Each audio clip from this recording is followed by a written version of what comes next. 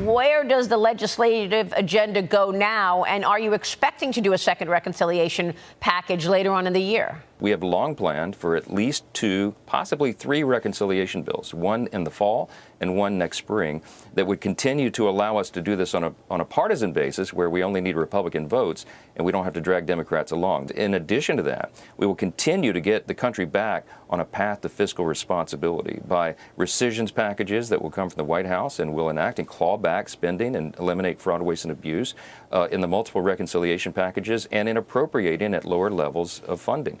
All these things will be done while we're codifying more of President Trump's executive order.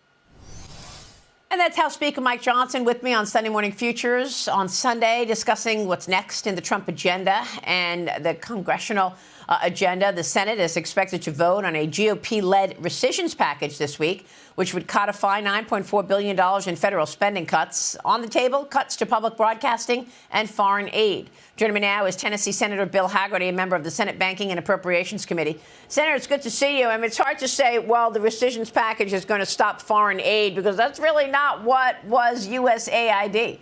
When you say foreign aid, you think it's all this, aid to poor people. But what we realized when we peeled back the onion is that it wasn't that at all. No, it's amazing what we found when we looked into it.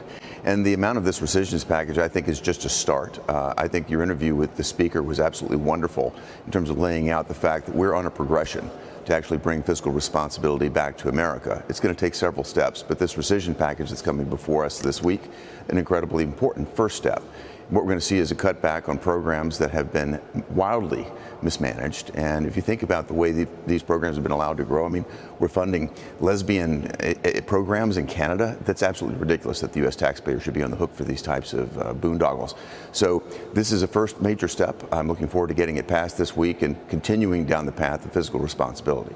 Yeah, I want to get your take on this package that the president has put forth on Russia. But first, let me get your take on what's going on this week on the Hill, and that is Crypto Week, where you're expecting to discuss 3 landmark bills: the Clarity Act out of the House, the Genius Act out of the Senate, and the Anti-Central Bank Digital Currency Surveillance State Act, all aimed to create a more structured and transparent digital market. Senator, what should we understand about these 3 bills? I think the most important thing to understand of all, Maria, is the fact that the United States is turning the tide. The Biden administration did everything they could to wage war on the crypto industry here in America, to shove that sort of innovation offshore. We've taken major steps here with this legislation to bring it back, to create a regulatory framework that actually works here in America. I'm the author of the stablecoin legislation. I've had great assistance from Tim Scott, our chairman, from Cynthia Lummis, the members of the Banking Committee here. French Hill and his team over in the House of Representatives have been absolutely wonderful to work with. And we have put together something on stablecoins that the president will be ready to sign at the end of this week. Stablecoins is basically a new payment system. It puts us into the digital asset arena, and it takes us off of a system, Maria, that was designed back in the 1970s and 80s, very clunky, taking sometimes 5 to 10 days to clear, moving it onto the blockchain. Far more efficient, far more secure. And what this does is bring America into the 21st century, but importantly, it sets the groundwork for the entire crypto industry to thrive here in America. And that's what the Clarity Act is about. That's what this Anti-Central Bank Digital Currency Act is about. It's moving this technology forward here in America and making certain we own this innovation going forward. Well, what about this Surveillance Act, Anti-CBDC Surveillance Act? Look, I like the Genius Act and the stablecoin legislation largely because it's based on the dollar. And it will make it easier for people to move money across the world, right? Absolutely, it'll make it easier. It'll make it easier to move dollars, which again reinforces the U.S. dollar as the reserve currency. And importantly, Maria, each of these digital dollars are going to be backed 1-for-1 by U.S. Treasury securities. That's going to stimulate demand for U.S. Treasuries. That's going to bring the increased demand is going to bring rates down. That's going to be very positive for our borrowing cost right now at a time when we could use it. There are many reasons to love this bill. The working capital that it brings back into the system, again, instead of being tied up 5 to 10 days waiting to clear, immediately coming back to the hands of middle and small size companies that can put that asset to work. I think we're going to see a lot of positive results, but importantly still, we're going to see this technology thriving here in America again. The anti-central bank component of it, I think that may seem strange, but there is a large number of my colleagues here in the Senate, Elizabeth Warren, probably the leader of this group, that are proponents of central bank digital currencies, meaning they'd like to be able to see and surveil every transaction that Americans make. I don't think Americans want that at all because they've seen Operation Choke Point take many different forms. We do not want to empower the federal government to do that yet again. Yeah, that's a great point. We'll be watching that. All right, let me move on to Russia, Senator, because there's deep support within the Senate for Russia sanctions.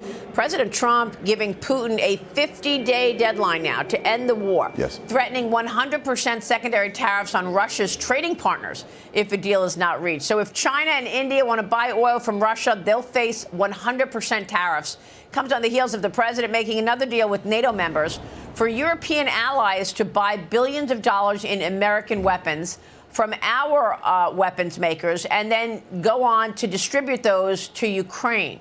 Senator, your reaction to this, how do you expect this to play out? I think it's a very positive development, Maria. You know that President Trump has gotten to the end of his rope dealing with Vladimir Putin and Zelensky, trying to bring this, trying to resolve this conflict in Ukraine. And what he's done is taken a major step forward, demonstrating his resolve, but he's done it in a way that takes the American taxpayer off the hook. He puts the Europeans on the front line. He's going to be depleting their stockpiles, not American stockpiles, and they're going to be paying for it. So I think that moves very much in the direction that he's articulated for some time. The other thing that's important here, Maria, is he's issued a 50-day timeline. Just ask the Iranians. When President Trump issues a timeline, he expects it to be followed, and if they're not followed, the consequences can be serious. When he talks about sanctions of this level, secondary sanctions, I can tell you, because I've been on the front line of imposing secondary sanctions when I worked in the first Trump administration. My job was to work on the Iranian regime and to stop countries around the world from buying Iranian crude oil. I got that done in Japan. It happened around the world. We brought Iran to its knees, and had it not been for voices like John Kerry pleading with them to wait just beyond the election to see if Joe Biden might win, we would have had a very different situation in the Middle East. We're coming back to that strategy now, and President Trump has more than 3 years ahead of him to impose these sanctions. They're going to be crippling. I think the Russians understand this, and most important, they know President Trump means business. Well, that's right. And he just showed us how much he means business with the Iran situation. He told Iran something's got to be done within 60 days.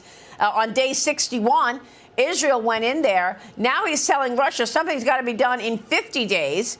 And if not, the trading partners will face the sanctions. I like the idea that it's a twofer, though, that he's forcing or coming to this agreement with our NATO allies for them to spend the money. So taxpayers are not on the hook for sending this weaponry to Ukraine.